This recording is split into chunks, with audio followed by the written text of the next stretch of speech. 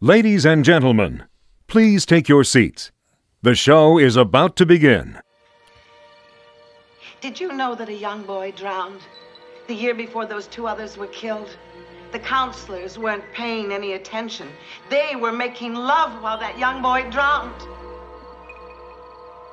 His name was Jason. Jason was my son, and today is his birthday. You let him drown. You never paid any attention. Look what you did to him. Look what you did to him. Kill her, Mommy. Kill her. Good evening, and welcome to our special Halloween edition of Three Guys in a Flick. This is where we review the good, the bad, and the horribly absurd. Tonight, we continue our ongoing series of classic horror movies and their remakes.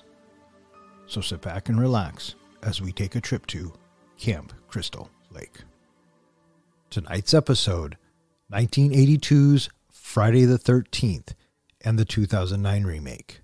Beware, spoilers. Coming to you from the boiler room, 1-2, I'm coming for you. My name is Don. And to my right, the guy guaranteed to haunt your dreams, this is John. Glad to be here. And to my left, the guy most likely to have a basement full of dead bodies, the Professor, Ken. I thought if we agreed that we weren't going to talk about that. So how you guys doing? Doing all right. Glad it's the weekend. I think we should change up how we open the show. I don't think we should say that we're reviewing the good, the bad, and the absurd. It should be the good, the bad, and the gruesome. Ah. I like the gruesome. I like that, yeah. At least for October, right? It's Halloween. The good, the bad, and the gruesome. This is Halloween is my second favorite holiday. I was born the day after Halloween, so That says a lot. I used to about always you, celebrate pal. my birthday on Halloween. So, no, wait, you were born in November. Yes, November 1st. Okay, so Halloween is in October. So I said the day after Halloween. So it doesn't really matter. You're not a Halloween baby. You're just a hater. That's all you are. Is So just speaking of birthdays, as much as you think your birthday is a holiday, Don, it is not a holiday. I beg to differ because my birthday every once in a while lands on Thanksgiving. What now, bitches? All right, so let's talk about the first Friday the 13th, the original, made in 1980. It was released on February 13th, 1980. It was directed by Sean S. Cunningham. It was written by Victor Miller, and it stars, oh, fuck, who cares who it stars, but it does star Very young Kevin Bacon. Heck yeah. Yeah. You know, this movie was only made for $550,000. That's crazy. Yeah, that was pretty crazy to see that. Although looking at it, it does look like a pretty cheaply made movie. Yeah, but it's so cool. Mm-hmm. Right. I mean, okay. With what they did with it was with we'll get there.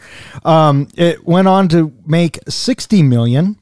Yeah, I was taking a quick look at some of the lists, and I really feel like that this opens the door for horror movies having a newer identity being established with it. That being this unstoppableness of your antagonist. Yeah. And I also think that Friday the 13th for a horror movie really put horror movies on the map in a big way.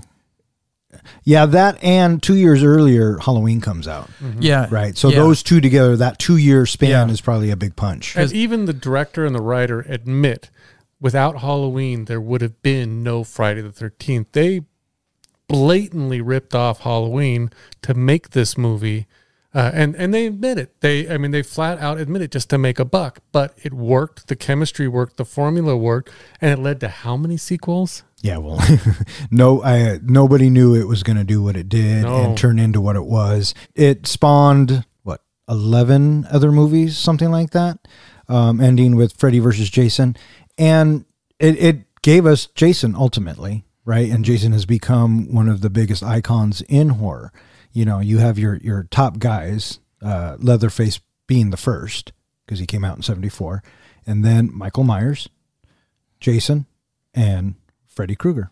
Nightmare would come out 4 years after this. Yeah, and you'd have to go back a good 30, 40 years before this to get legends like this. You know, Yeah. Frankenstein, Dracula.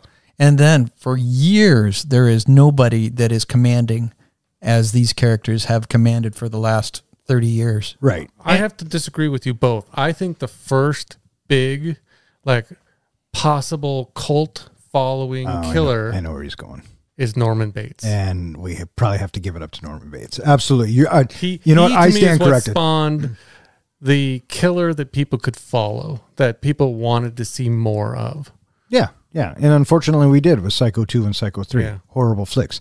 And Yes, but they were. that just goes along with, horrible sequels. I feel like but I agree. Norman Bates definitely has to be thrown in there in the conversation. I feel like before that, killers, for the most case, and I have to admit, there's a lot of movies out there I haven't seen, but killers before that had no substance to them. You know, when Norman Bates came along, here's a killer you could actually had some substance, had some story, had kind of a tragic backstory, things like that you could actually follow. Yeah.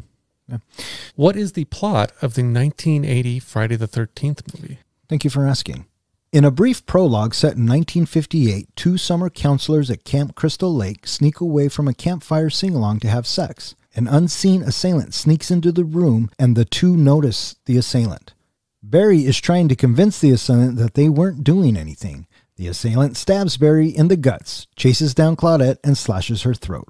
The film moves forward to the present day, Friday, June 13th. Crystal Lake's history of murder doesn't deter counselors from setting up a summer camp. Superstitious locals warn against it, but the fresh-faced young people pay little heed to the old-timer and the story about a death curse. Then they find themselves stalked by a mysterious, brutal killer. As they're slashed, shot, and stabbed, the counselors struggle to stay alive against the merciless opponent. Along the way, we are informed that Jason, a deformed camp attendee, drowned in 1957 while the counselors weren't paying attention. After a series of brutal killings, Alice, the last counselor, and their murderer are the last ones standing. Hiding in a cabin, Alice sees a set of car lights approach. Thinking it's the camp director Steve, she rushes out to the car. Instead, she finds a middle-aged woman who introduces herself as Mrs. Voorhees, an old friend of the camp owners and an ex-camp employee. Alice hysterically tries to tell her about the murders. Mrs. Voorhees soon reveals herself to be the mother of the boy who drowned, Jason. A fight between Alice and Pamela Voorhees ensues, with Alice decapitating Mrs. Voorhees. Then Alice takes a canoe to the center of the lake. Morning comes, police arrive and call out Alice, who is still in the canoe. As she contemplates rescue, the decomposing body of Jason jumps out of the water and attacks her. She awakes in a hospital where a police officer tells her that they pulled her out of the lake. The officer informs her that they never found any boy. Alice replies, "Then he's still out there." End movie. Yeah, so that's Friday the 13th in a nutshell. We know Friday the 13th as a Jason vehicle. We know every time you say Friday the 13th, you do the sound effect, you got the hockey mask. But from the very beginning, There's no Jason. it was his mom. Yeah, Jason doesn't kill anyone, and we don't even get to see him until the end, and then he's only a boy. Hey, how about this for a theory, since you love theories so much? What if he's helping her the whole time?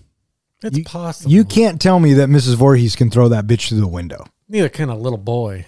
Well, we don't know. It's, what year is it? I mean, he could be 10, 11, and he's deformed, and Jason is a fucking brute, right? So you Yeah, never but you know. saw him coming out of the water. He's a skinny little scrawny kid.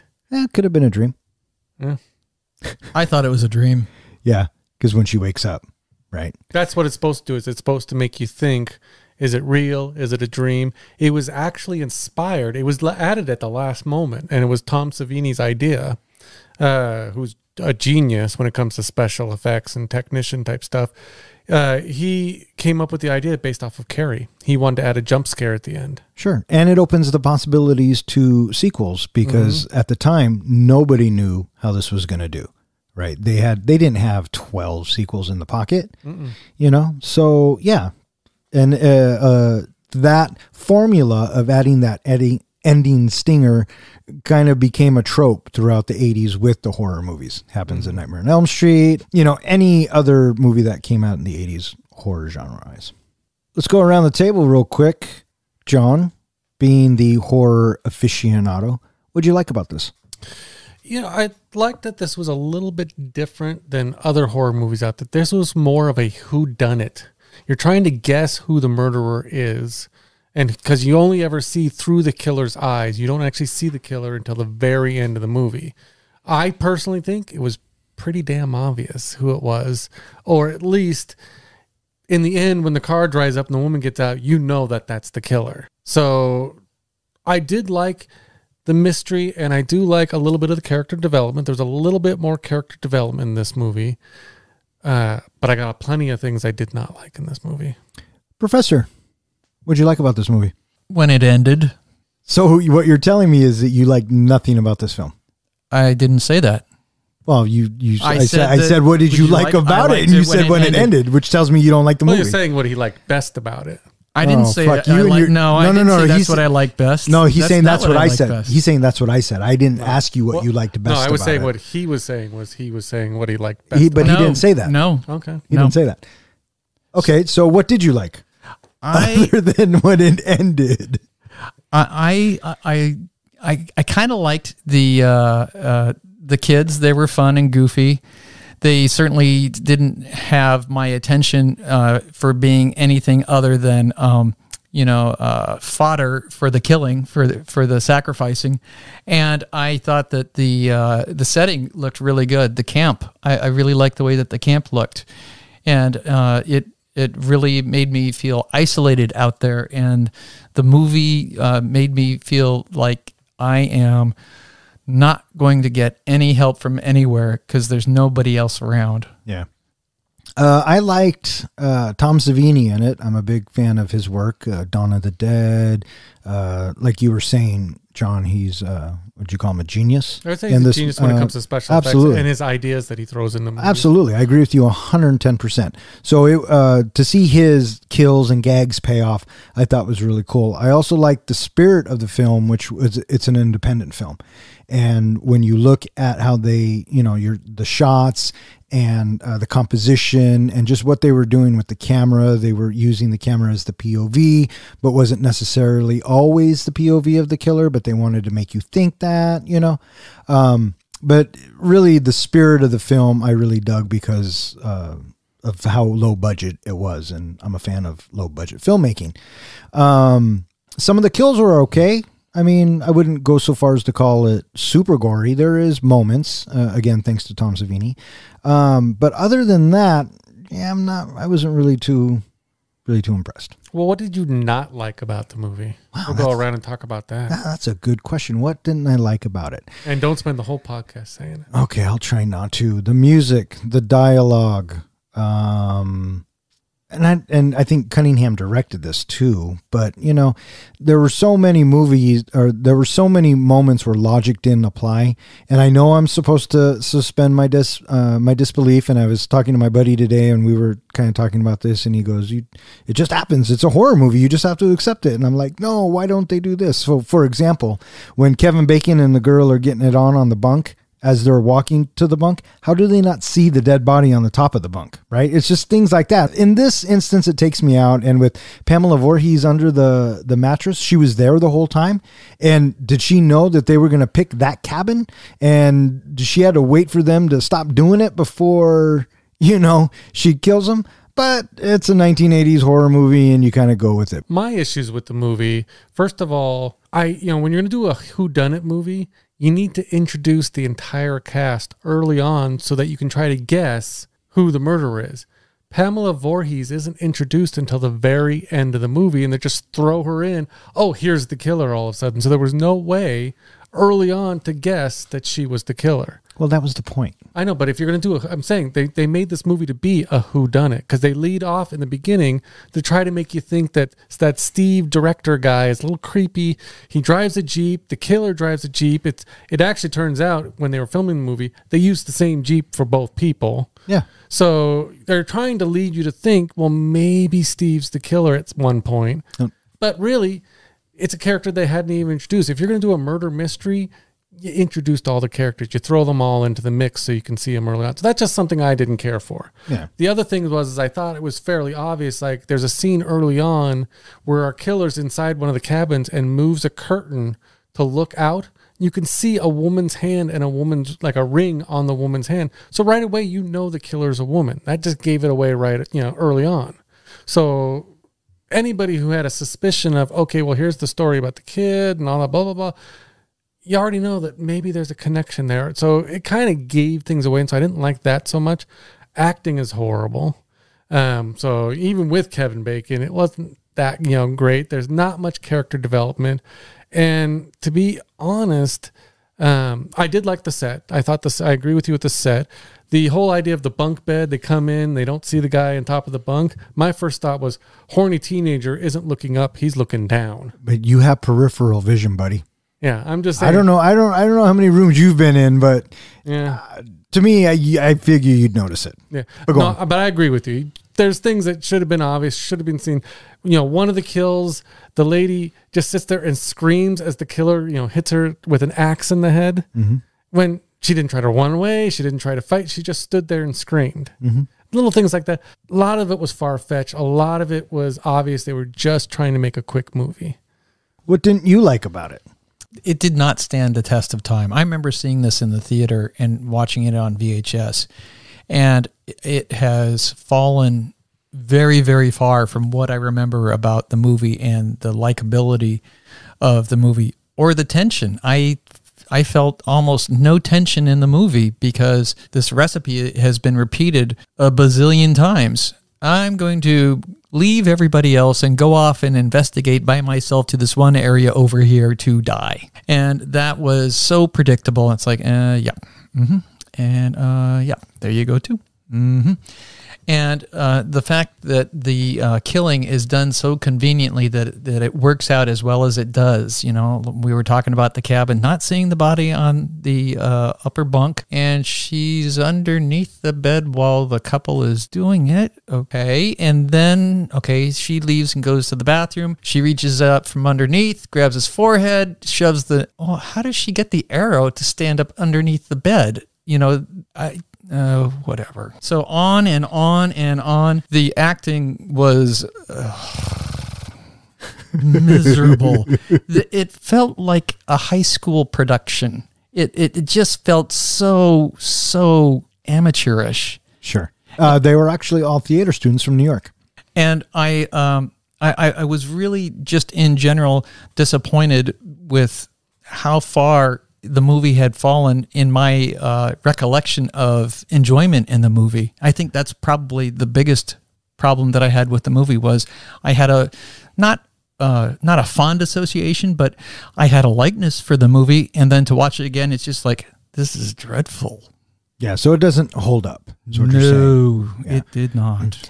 And that's kind of the problem with these movies today is specifically this one, I don't think it holds up. But you got to remember, it came out in a time where it was new, and like you were saying, John, the murder mystery bit, people who want to see this for the first time, they have no idea who Jason is and what he's about to become. What they do know is that you got this crazy mom bitch, probably ripped off from Psycho, running around this camp killing these kids, right? And so at the time, maybe it could have been cool. I unfortunately didn't see this in the theater, but I do remember seeing it at a young age and on VHS. And back then, was it as scary as the first time I saw Nightmare on Elm Street? No. But I think if you are a fan of the genre, and believe me, this movie has billions of people who love it, right? Because of just the nostalgia and what it goes on to become. And this is all just opinion from us. We're not, saying anything about those people. But I think that at least you and I, Professor, we believe that this film doesn't hold up and doesn't stand the test of time. Would you agree? Well, I do agree in one way. And one of the things that we do a lot on this show is we talk about rewatchability. When you watch a movie for the first time and you find out that the mom's the killer and all that, maybe you felt a lot different about the movie the first time. When you go back and watch it again and you already know who the killer is, the movie doesn't hold up as well as it did the very first time you watched it. So focusing on rewatchability, it's a tough movie. Focusing on the very first time you saw it, I think I would have liked it a lot better, based off of that, if I can remember back. Do you remember when you first saw it? No, I don't. I know I didn't see it in the theaters. I'm guessing I must have rented it from Blockbuster. Yeah. It is what it is, right? Yeah. It's Friday the 13th. So let me ask you fellas this. I'm going to go with you because you're the professor. Did you have a favorite kill? Was there one that you went, oh, okay? The favorite kill that I have isn't necessarily that it's a favorite kill. It's that it's a memorable kill. Fair enough. And for many years after Friday the 13th, I would ask people a trivia question of, hey, do you remember that moment in Friday the 13th when the hand reaches out from underneath the bed, grabs the forehead, and the arrow goes through the guy's neck? Yeah. Do you know who that was? Huh. That was Kevin Bacon. No way! Oh, yeah. People for many, many years had completely overlooked that point. And so there was many times that I would point that out to people and their mind was blown because they had completely forgotten about Kevin Bacon being in it. So with that, it is the most memorable kill for me and not necessarily my favorite kill, but the only one that I really remembered. Yeah, but you just watched it. Yes. When you watched it, was there one that stood out to you other than the arrow? No, because each one of the kills, for the most part, it's like, okay, so you're going to prop him up on the door by stabbing arrows through him so he's suspended from the door. Okay. And then, the girl taken off in the woods, she tumbled out of the Jeep and she's running perilously and she's going to die. And yeah, she's just standing there. Okay. I think she holds the record for the most trips and stumbles in any horror movie. Oh, I believe it. I believe it. All right, so we're going with the arrow for you as the most memorable. Just because. Just because. Yes. Now, because I like to give a little bit of trivia now and then, I do want to throw out that for that scene, the arrow scene that you're talking about, Kevin Bacon did shave his armpits. I will keep. And it showed. I will keep referring to this, though I've said it in older podcasts. And do you ever see Billy Madison? Yes, I have. I know where we're going. I expected it. I now feel dumber for knowing that information. Thank you. But like the professor, I have to agree. The most memorable kill scene, it actually was between two scenes, but the most memorable in this movie for me was the arrow scene. Not only because it was just gruesome, and I thought the way that it looked fairly realistic coming up through the neck, my thought was, how do you get an arrow? First of all, how do you, like a woman, hold down the head and get an arrow to stand up and go through the bed all the way up through the neck? That was odd. I didn't even think about, her being there the whole time or picking the right bed or them not seeing in the bunk and all that stuff. Just the whole idea of how did she do all of that? Movie magic, my friend. Someone's hand comes up and grabs my head. I am out of that bed in 30 seconds. I mean... 30 seconds? Less than that. I'm sorry, 2 seconds. Okay, that's better. I am out. Besides pissing myself, I would have been out of that bed. But, the arrow coming up through the neck, breaking the spine or whatever, that was the most memorable. The next would be the woman getting shot with the arrows on the archery range. She never got shot in the air. What'd you get hit with? Nothing. We didn't see her die. We didn't see her die. We heard her. Right. So the lights go on, she runs, and then the next time we see her, she's getting thrown through the fucking window. Yeah. Right. Mm-hmm. Didn't you just watch it too? Yeah, I did. But I forgot that we don't get to see it, but I'm just saying the whole lights coming on, all of that, and her being on the archer range, that was kind of memorable for me. Yeah, no, they saved that for part 3. Do you know early on in the movie when she's standing out in that archery range and the arrow almost hits her? Tom Savini is the one that fired the arrow? Yes, exactly. That's no, I didn't know that. But thanks for ruining my trivia question. Yeah, you're welcome. You're welcome. My favorite kill, I guess, if we had to pick one, was the guy stuck to the fucking door with the arrows. I thought it was cool. She closed the door. There he is. Everything else was a gut slash, a throat slice. You had the axe to the head, which was a pretty fucking close second. Mm-hmm. And then, of course, the arrow. And I think we've talked about that ad nauseum. But yeah, it was the arrow in the door for me. I like that one. So with all that said, any final thoughts on Friday the 13th, the 1980 original? Again, for what it was meant to be, its purpose, all that, I feel like it satisfied what they were going for. Sure. And the fact that it created a horror franchise, you have to give it a credit. You have to give it a nod. Unfortunately for me, the movies really didn't take off until the second film, until they really got Jason in the films.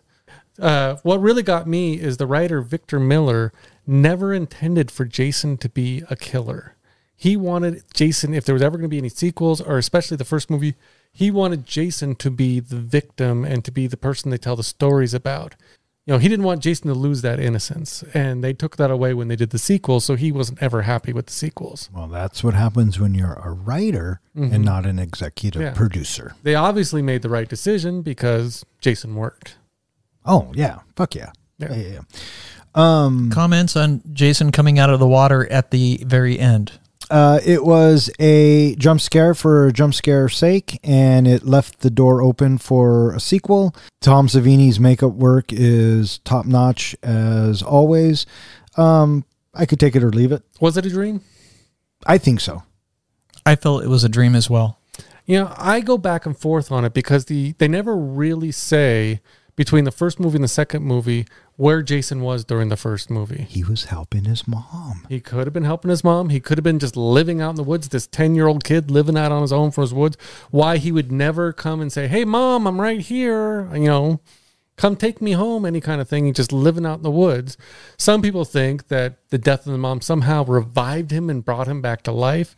But if that's the case, we don't really get into the whole mystical stuff until later on in the series. Right. Do you, either of you have a favorite sequel? Yeah, the fourth one. The fourth one, is that the final chapter? It's been too long. Too long. I was going to go with the final chapter as well, or the new beginning. I do like when they started ending that, or when they created that unstoppable killer, you know, that he just comes back with a lightning bolt. Oh, that's number 6. Oh, is that number 6? Yeah, because number 5, it's not even Jason. That's right. It's the farmer guy, isn't it's the ambulance driver. Ambulance They pull they pull another book out of Halloween because the third Halloween, Michael Myers isn't in it. Yeah. So, I had one other little tidbit that had nothing to do with killing. The crazy old coot who's standing in the pantry when they open up the pantry door. What the hell is he doing standing in the pantry? And what did he walk that whole, or he rode his bike? He rode his bike. And then he went and sat in the pantry just for the hell of it? Whatever. Yeah. So, you know, we're just going to chalk that up to the 80s. All right. So normally this is where we would give our rating, but we have one more movie to talk about. Did you know a young boy drowned here? He was my son. And today is his birthday.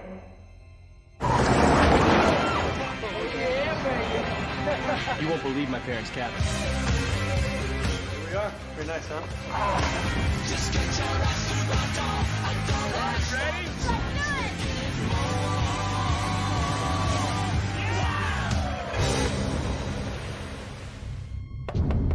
ready? Hey, I'm not from around here, but I'm looking for my sister. She's gone missing. Have you seen her? She ain't missing. She's dead. People go missing around here, they're gone for good. There's something out there. We gotta get out of here. Come on, you guys. Oh my God. This place is called Camp Crystal Lake.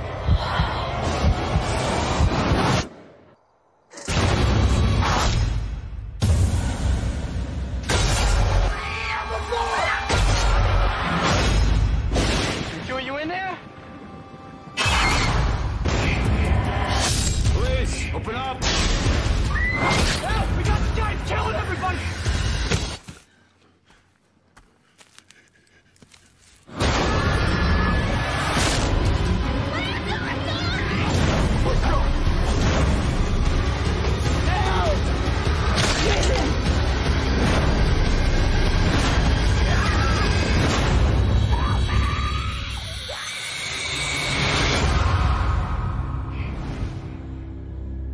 His name was Jason, and today is his birthday.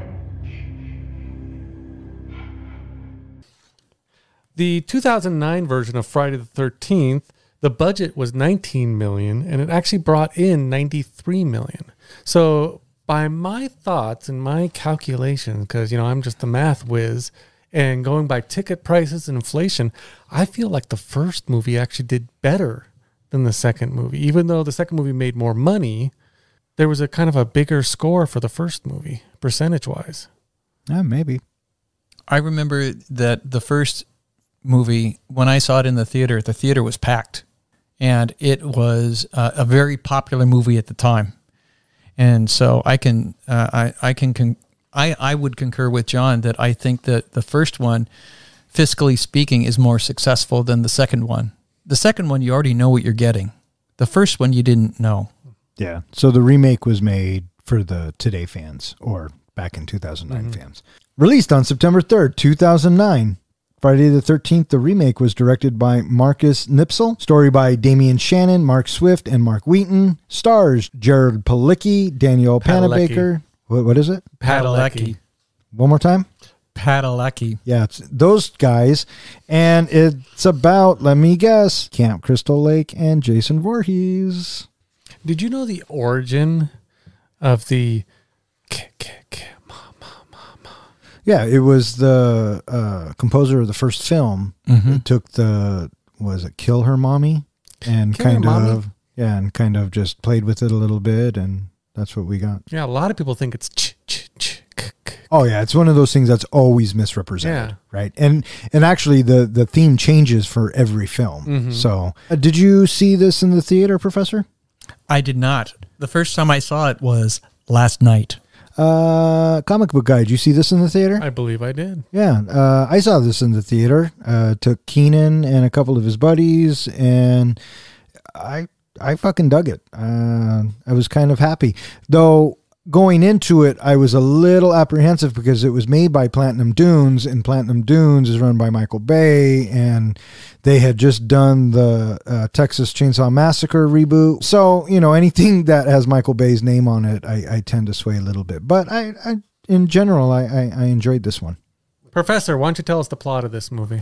On June 13, 1980, a young Jason Voorhees watches as his mother, Pamela, is beheaded by a camp counselor who is trying to escape Mrs. Voorhees' murder spree around Camp Crystal Lake.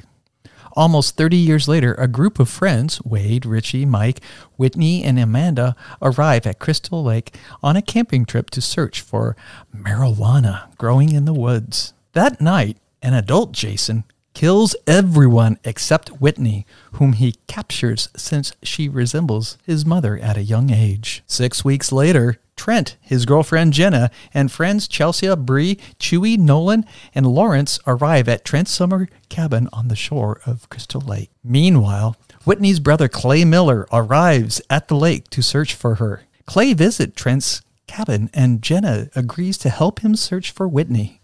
As they search, Jason kills Chelsea and Nolan while they are wakeboarding on the lake. Clay and Jenna search the old Crystal Lake campgrounds where they see Jason hauling a body into the abandoned camp house. Jenna and Clay run to warn the others about Jason, who arrives and disconnects the cabin's electricity. Jason kills the rest of the youths until it's just Jenna and Clay left. While trying to escape Jason, Clay discovers Jason's lair and finds his sister chained to a wall. Clay frees Whitney. They find an exit, but Jenna is killed before she can escape. Jason corners Clay and Whitney. Whitney confuses Jason by pretending to be Pamela, then stabs him in the chest with his own machete. Clay and Whitney dump Jason's corpse into the lake, but before they leave, Jason bursts through the wooden dock and grabs Whitney. End movie. All right, so that's the 2009. Sounds a lot like the first one, or at least the beginning of it does. The first, the second, the third, the fourth. They threw a lot of movies into this one. Yeah, well, I mean, we'll get there. We'll get there. Was there anything, I asked you first last time, was there anything about the remake that you liked, John? I do like that they combined several movies into one. Because they're, the other movies, the sequels, if you watch the other ones, they kind of stretched out for a long time. This one, they put into one. They also tried to make Jason more realistic. They made him territorial. That if you come into his territory, he's going to protect his territory and take you out. They made him, a little more believable in that he would run after people, not just walk and catch up with them. He was actually using tunnels that were obviously from people who were growing the marijuana. They had built these tunnel system underneath. He was using them to get ahead of the victims and catch them up. So it's more believable that, Jason can catch someone who's running away instead of just walking slowly after them. So I liked how they kind of built that up. How about you? I liked the fact that they gave us the backstory from that awfully boring first movie in like 2 minutes. I liked the fact that they combined the first 4 movies into one, and we moved along in the progression. I like the style of it. I like Jason in this. He was big, hulking, and intimidating. And when you think Friday the 13th, you think Jason, and I know, like we said earlier, blah, blah, blah about the first one, but this one, if you were to watch the first Friday the 13th movie, not knowing anything, this would have caught you up right away. And it could have been, it ends like the first one and like all of the other horror movies, and we could get more sequels, but this is what introduces us today to the Jason character that we kind of have always known and love. Now, there are tons of people out there that compare Jasons and which one was the better. And I know that Kane Hodder was the favorite and this, that, and the other. But I did like this Jason, and I like the kills. I thought the kills were... Derek Myers, I believe is his name. Is that who it was? Derek Myers, I'm sorry. I like the kills. I thought they were inventive. And, overall, I had a fun ride with a horror movie that was called Friday the 13th. One other thing I want to throw in is... you watch the original and you don't know what to expect. You're talking about that fun horror ride. Going into this movie, you knew exactly what to expect. You expected a little bit of plot, kind of a crappy script, but a lot of gruesome kills. So pretty much people go there just to see the gruesome kills. And when you know what to expect and expect a little, you tend to get a lot more. What do you think, Professor? I thought that this movie looked head and shoulders better than the first one. It looked so much more polished. The camera work looked a lot richer, and I really enjoyed how they had this long open in the beginning. And as I'm watching it with my son, he says to me, "So who do you think is going to survive?" I go, "None of them. They're all going to die." And then initially that's what we were led to believe.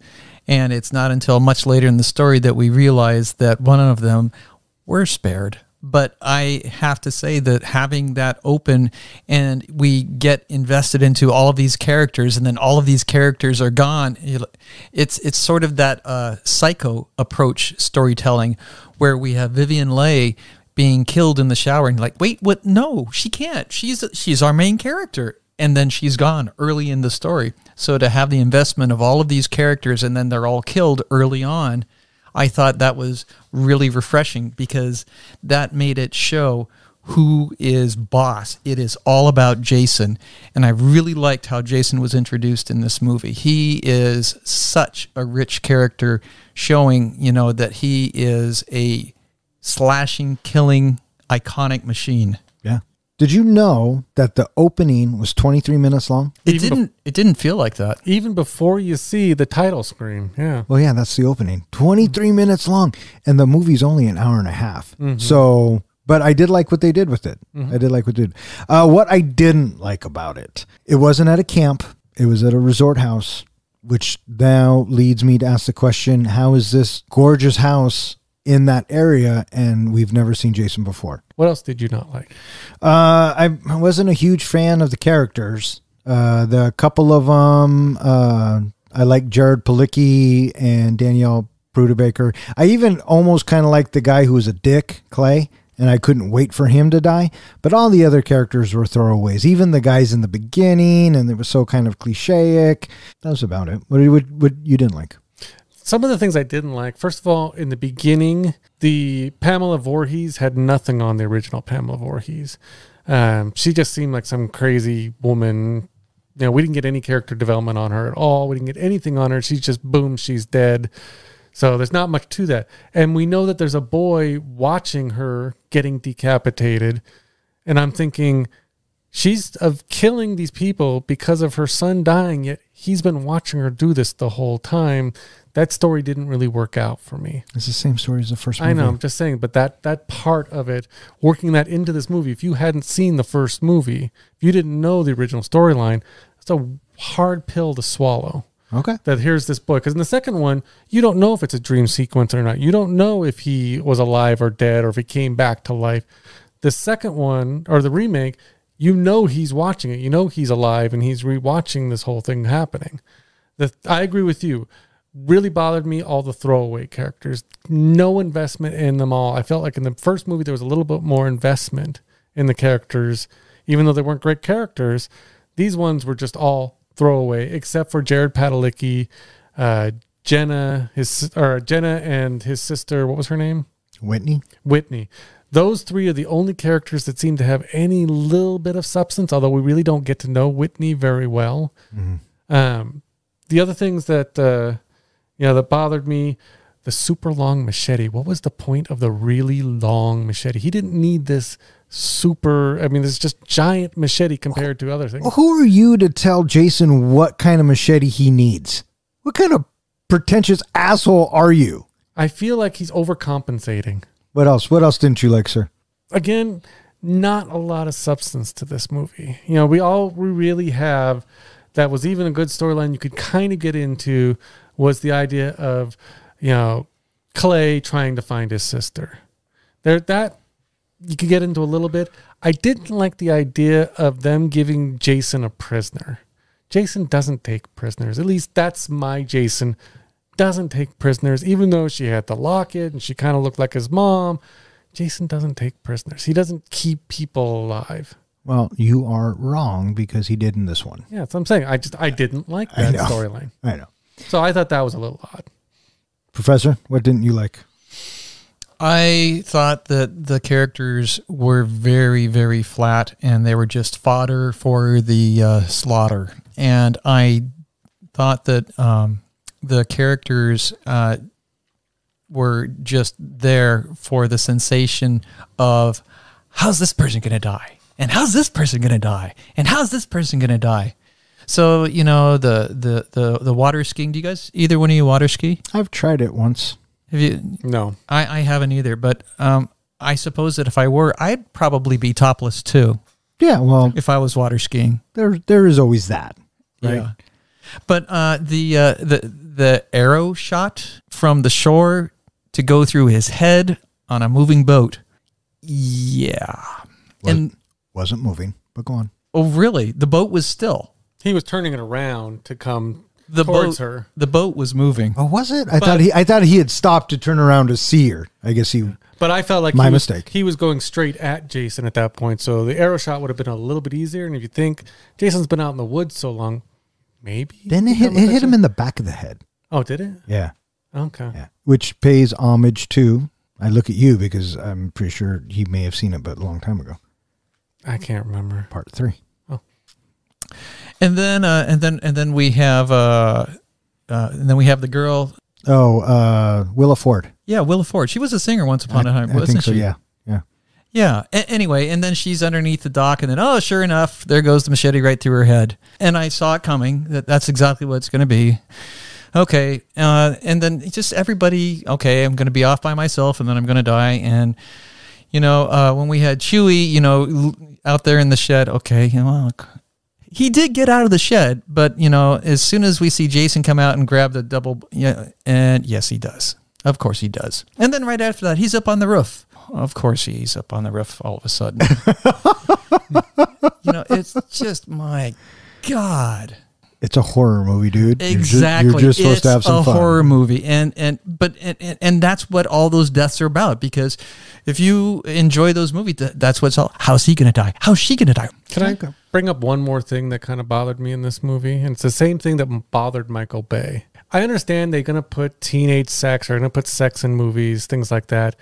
The length of them and the amount of them made it almost feel the gratuity of the sex. It made it feel like a softcore porn movie. A little bit.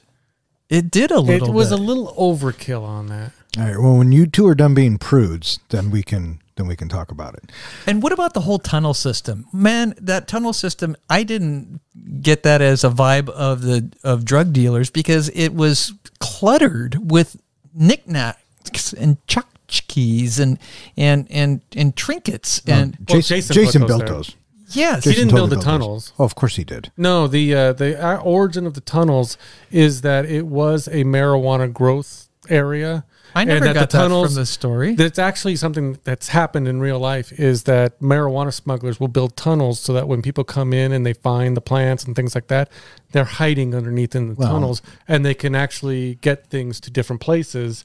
So I got the feeling, and from what the writers have said, is that those were already there. Jason took them over. Well, I could see that too. Either way. I mean, if the writers are saying it. Then, but did you catch that some of the trinkets in the tunnels were call-outs to other movies? Oh, yeah. Like the wheelchair was from a movie where he killed a paraplegic. There was the sweater of Pamela in the tunnels. So it was a lot of, like Don was saying, those are trinkets that Jason had collected. Yeah. And I was completely surprised to see Whitney alive. That just did not belong in the story. That he would take a prisoner. I was surprised too, because in the beginning, when her and her friends are attacked, right before we get the credits, he lunges after her. Right, so I just assumed she was dead. Right. So, right. But yeah. So there's a lot of things not to like, and there are a few things to like about this film if you like the horror genre. Which one was your favorite kill? I go back and forth a lot on this one. And I know you're going to say the reason why I like this movie, but after the boating where the guy got shot in the head and the girl gets hit by the boat, she goes under the dock. For me, it always, my gruesome kills or my best kills are the ones that make me go, oh crap, oh shit, was the knife coming through the dock, which was expected. You know, she's going to get caught, she's going to get killed somehow. But then when he lifts her back up and takes the knife out of the dock and her head hits the top, that just to me was just gruesome. That was a really nice touch. Yeah, just the donk. Now, Don will say it's because you guys are pervs. You got to see the boobs, and well, there's nothing wrong with boobs. I'm a big fan, but it was actually that whole donk when she hits the top of the dock. That's funny. Do you have a favorite, or I'm sorry, did you have a memorable kill? Not necessarily. I mean, I wasn't expecting the arrow in the head. I was totally expecting the machete through her head, through the dock. I totally expected the axe throw, which we got. I was not expecting to see clay on the back of the truck, the tow truck. I wasn't expecting that. It's like, oh, all right, well, see you around. So, not necessarily, but I will say that something else that bugged me was when we have the Jason's lair is being discovered by Jenna and Clay, right? Mm-hmm. Jenna and Clay, and then Jason's coming back in a body, and then he flips that switch. And he turns on the electricity. Oh, so Jason pays his electric bill.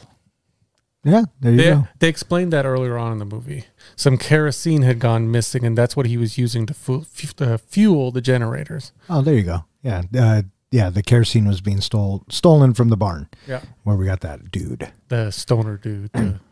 Speaking of that guy, I thought for sure that he was going to end up going through the chipper. Oh, so did I. Why didn't that happen? That could have been my favorite had they done that. Yeah. See, and that's where I was kind of sort of going a little bit. If anybody deserved the chipper, it was Chip. So anyway, I don't really have a favorite or a most memorable. I found myself looking at my watch a lot. There's still 30 minutes. What's left to do? What else is there? Oh my gosh. Again, horror film. Is this what you would call, Don, a clock watcher? This one? Yeah. No, well, Ken would call it a clock watcher. I wouldn't. Mm-hmm. I was having fun with it. My favorite is a tie between two.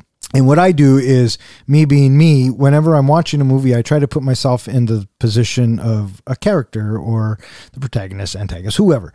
And when in the opening kills, when he takes the lady and puts her in a sleeping bag Why the effort on that? and hangs her over a fucking fire. What the heck? I remember watching that in the theater going, holy shit. And again, they're kind of paying homage to, I can't remember if it's 4 or 5 or no, it's not 4, 5 or 6, where he takes 2 bodies and sleeping bags and pounds those together. Right. But this one, to imagine yourself being cooked alive in a fucking sleeping bag, horrific. So I got a kick out of it. But then watching it again last night, and I hadn't seen it in years, but in the garage when Chewie gets it with that nail and how slow Jason puts it into his throat and it goes all the way up and he starts gurgling and spurting up blood and then he sticks him on the fucking door. Those 2 were fucking gruesome and they were fucking dope. So those are mine. Yeah, I just didn't understand. He goes through a lot of effort, for his kills, specifically the sleeping bag one, because, okay, he's going to hoist him up over the fire. That's a lot of effort, but okay. What else do you want to say about the remake? Anything? No, I think I'm ready to move into some comparisons. Let me ask you this. Yes, sir. Looking at the 1980 version and the 2009 version, do you feel they're comparable? I think this one has a better story. I like the element of Clay looking for his sister, because I think in a lot of these films, you have your kills and you have the in-between, right? And I think it's the in-between. If the story is good and it keeps moving you along, or at least entertained, it moves along better. The first one, the in-between the kills, it was fucking boring, right? I mean, it was 80s camp. And maybe back in the day it was cool, but going back and watching it now, it just doesn't hold up. So it's fucking boring. The in-between of this one at least had a coherent story that kept moving us forward with Clay trying to find his sister. So I think, yeah, they are comparable. And I think that the remake had a better story than the first one. Going back to a previous movie that we've looked at, Evil Dead 2, we didn't coin the phrase, but they kind of coined the phrase requel, which is basically a remake/sequel. That was apparently the original intention of this remake, was to be a requel. It was supposed to be taking the first movie, taking it, combining it with the first, 4 movies, making it a sort of remake/sequel to lead into new movies. They actually had another sequel planned for the remake. Got scrapped, unfortunately, because I would have liked to see where they were going to go next and if they were going to try to reuse any other storylines or go in a completely new direction. But I feel like it's somewhat comparable, but I don't know if I'd really call it a remake, since it's not really a remake of the first movie. It's a remake of the first 4 movies. It's a reboot of the series. Yeah, so I call it more of a reboot, I think is a better term than remake. Reboot, remake, I think you're kind of splitting hairs to a degree. But I will give them credit. I mean, once like for the first movie, again, like I said earlier, once you know Pamela is the killer, you can't remake a movie and have her be the main killer for the whole movie because you already know it. It would have been kind of cool to do a remake where this time we see from her, her vantage point, her viewpoint of her stalking all of the people and killing all the people. But do we really want to spend an hour and a half watching her, Pamela, be the killer? Well, that's what we got in the first one. Right. We did in 1980. But I'm just saying, her, seeing actually her in the first movie, kind of, her vantage point would have been kind of cool. Then go back and watch the 1980s version, because that's what it is. But we just see through her eyes. We don't see her motives. We don't see all of that.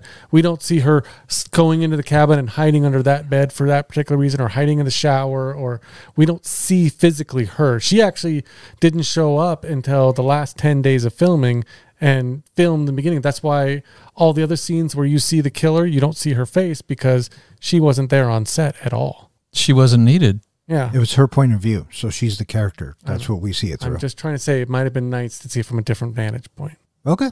I thought that, as you were talking about it, a remake, if you will, I looked at it more as that this is a reinterpretation of the Jason storyline. This is why Jason is Jason. We went and we took elements from the earlier story and they're reinterpreted to work into a somewhat semi-plausible story for the creation of Jason. And, Sure. I think it is stronger, a lot stronger than the first one. Which of the 2 movies would you say had the better script? Well, I'm going to have to go with the second one because the first one was dumb and the second one was dumb, but the second one was less dumb. Ken, do you have a preference of which was better written, which had the better script? I think I would probably go with the second one. I will agree with both of you. I would say I liked the fact that they combined the first 4 movies into one movie and actually gave it a little bit more of a storyline. There's more substance to it. Yeah, there's definitely more substance. So for me, I'm going to go with the 09 version as well. All right, so how about this? Which one had better characters? I liked the characters from the first movie than I did the second movie, only because I had no investment in the remake, and I was just looking forward to them dying. So you liked the original cast better? I think there was more development with them. Okay, interesting. Professor? 2009. I like those characters more than the originals. I will agree with you because I wanted the characters other than Palicki and the other chick. I wanted them all to die. In the first one, I didn't care. You're agreeing with me or agreeing with Ken? I'm agreeing with Ken. Okay. 2009. And at least in the remake, we know that Trent's a dick and we want him to get it. We know that Chewie's the comedic stoner, him and his buddy, and we have our token black guy who doesn't die first. I loved how he called out that he was the token black guy. Yeah, he called it out. Palicki and the sister and the writing was stronger too. It was a little bit stronger. Stronger, I'll use stronger loosely, but it was better. So yeah, I'm going to go with the characters from 2009. What about soundtrack? Which of the 2 movies do you think had better music? 2009. The 1980 soundtrack was annoying. They clearly ripped off Jaws, and it was just, I mean, it seemed pretty basic to me. So I'm going to go 2009. And I know it's just going to give you another reason to hate me, but I actually go with the 80 because it reminded me of Psycho and Jaws. But I love that style of music. I felt like the 09 version really didn't even have much of a soundtrack. That's what I liked about it. So when I go with which one had a soundtrack and which one didn't, I got to like the first one better. Professor? I found the music to be probably a little bit more memorable in the first one, only because we hear the music when killing is happening. Which one of the 2 movies would you say had the more gruesome kills? Stop it. Is this even really a question? The special effects from 1980 to compared to CGI and special effects in 2009? I guess if you're a movie purist, you could go with the arrow scene, which was kind of cool and how it was done. Very good, but I'm not. 2009. Machete to the head?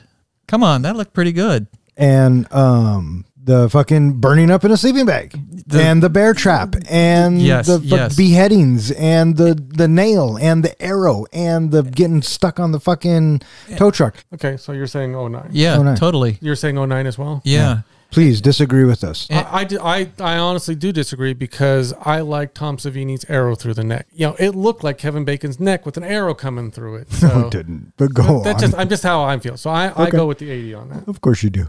Okay, here's one for you. Who was the better villain since we had 2 separate villains in each film? Pamela or Jason? Professor? Jason. John? I'm going to have to go with Jason in the 09. I agree with you. Jason was clearly the better villain of the 2. A godless, marauding, killing machine. Which one had more suspense or tension? For me, I would go with the 1980 version, only because I didn't feel like there was any suspense or tension in the second one. What about you? The second one. The second one, because there was no music and the slow pans and kind of the fake outs every once in a while. I even jumped a couple of times in the second one. Yeah, I think I would go there as well. The ambiance or the atmosphere, if you will, of the 2009 is much more stylized when we're underground. Yeah, and the setup, given the menacing size of Jason taking up the entire passageway.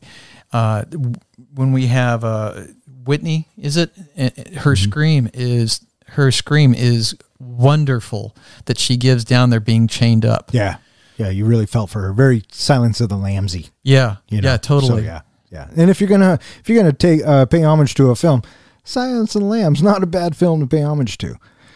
But in general, I thought that neither of these movies had very much tension. Sure.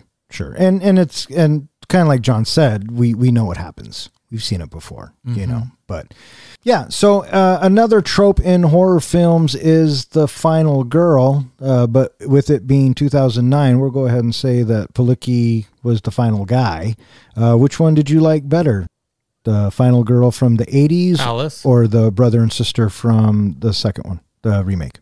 I think I'm going to go with the remake. I do like Alice at the end in the bed talking to the nurse and the police officer, but I also, I don't know.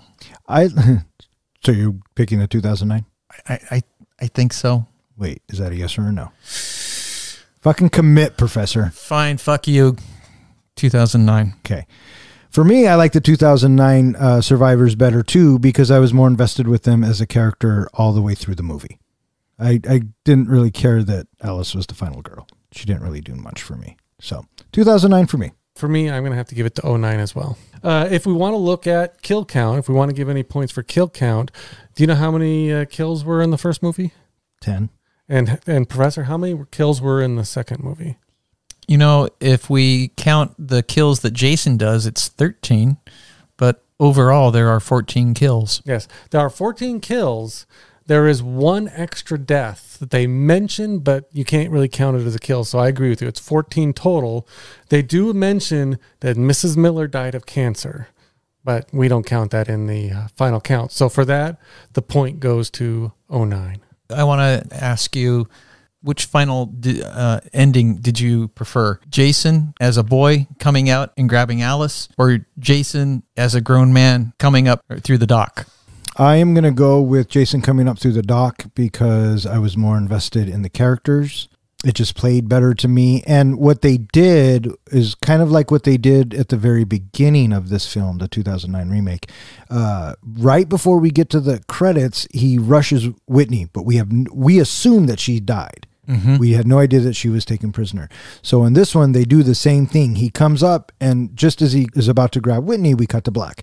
So they're kind of playing with the notion of what happens. Because, I mean, Clay probably just falls back into the water or something. We don't know what happened. But as far as overall effect, I like the 2009 one better. What about you? I think I like the 2009 one better as well. So are we ready to rate this bitch? I love that idea.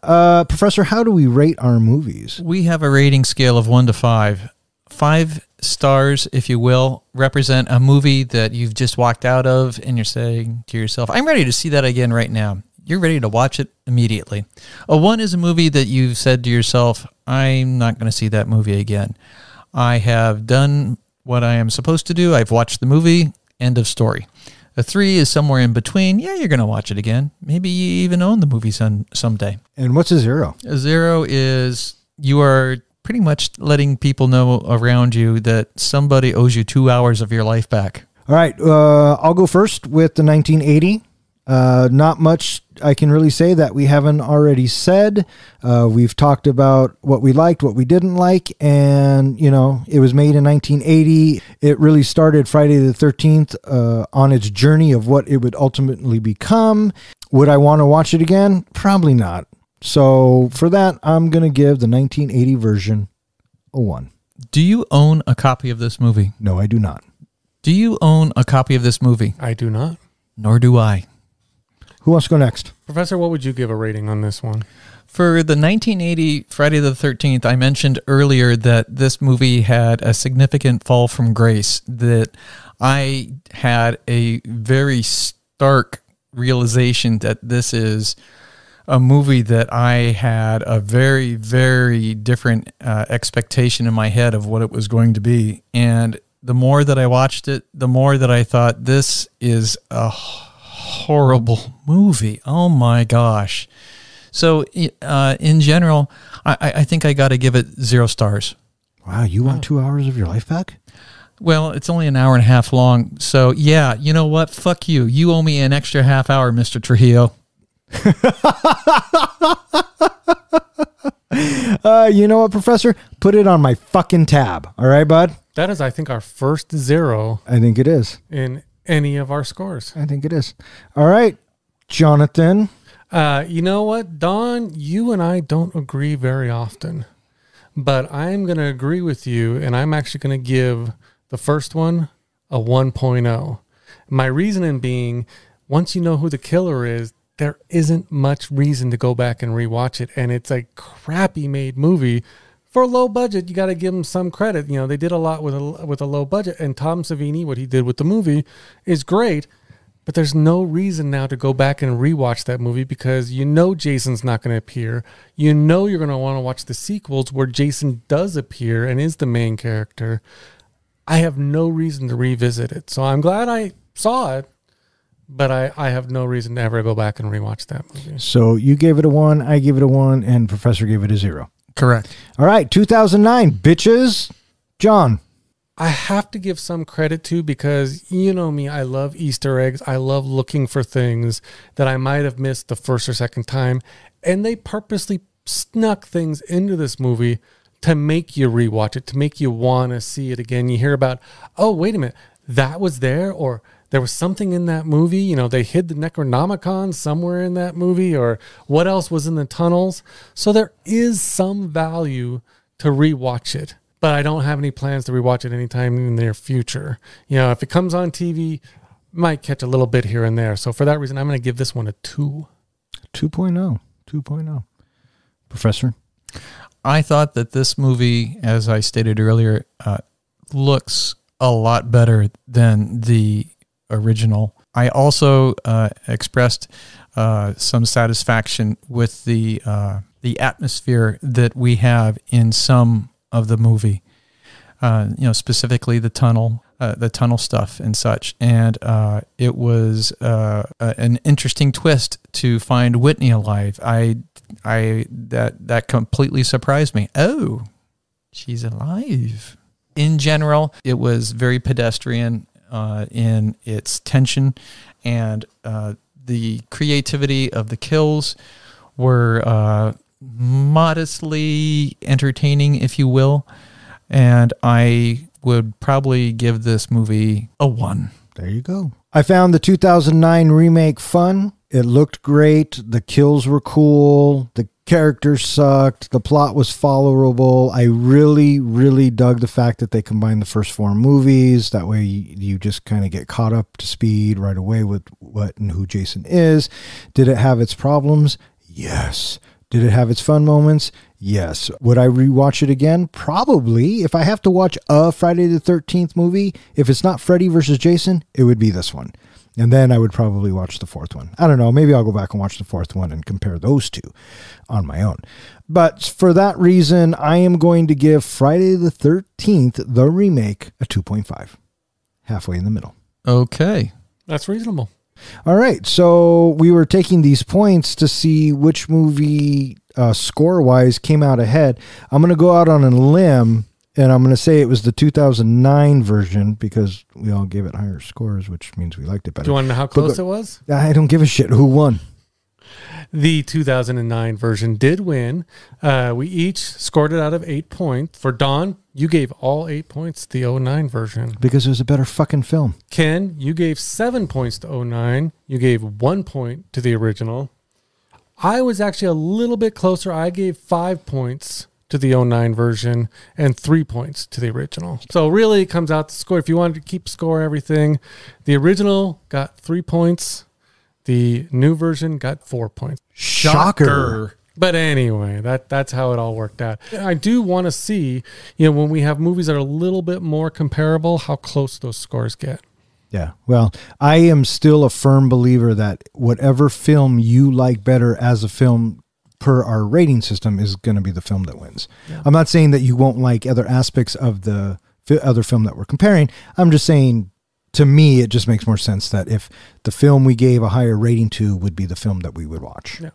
So that's just me. It'll be interesting to see if it works out that way all the time. And you may be absolutely right. I'm pretty sure that I am. Well, I kind of look at it as a little bit like a recipe. The different ingredients that go into it, the overall composition, once it's all put together, how well is it put together because of all of its ingredients? Oh, look at you making a chef reference. Well, I love you, Professor. And that's going to do it for this week's episode of Three Guys in a Flick. Make sure you tune in next week when we take a leisurely stroll down to Elm Street. Hey, John, where can they find us? They can find us at our website, threeguysandaflick.com. They can find us at any popular or unpopular or even haunted podcast hosting website. They can find us on Twitter, Facebook, Instagram. I think we've buried this thing everywhere. All right, so I like that. Thank you to our one true listener and anyone else who has tuned in. We hope you've enjoyed the show. Go to your favorite podcasting app and give us a like. It helps us out. And follow us and share us with your friends. For Three Guys in a Flick, I'm Don. I'm John. And I'm Ken. Thanks for listening.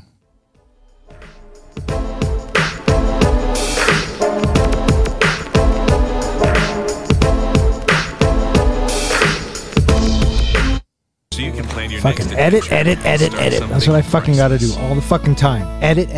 Okay, shut up.